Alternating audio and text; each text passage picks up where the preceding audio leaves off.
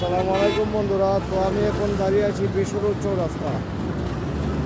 ওই দিকটা চলে গেছে ঢাকা, ভৈরব হয়ে ঢাকা, আর ওই দিকটা চলে গেছে বিবারিয়া হয়ে কুমিল্লা হয়ে চট্টগ্রাম, আর ওই দিকটা চলে গেছে হবিগঞ্জ হয়ে সিলেট সুনামগঞ্জ।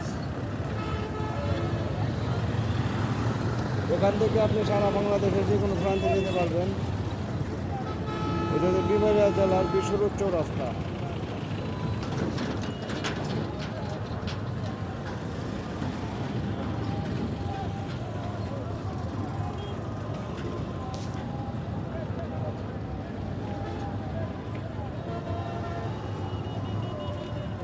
এখানে আসলে দাঁড়ানো যায় না, এত পরিমাণে ধুলা উড়ে এই জায়গাটাতে, শুধু ধুলা আর ধুলা।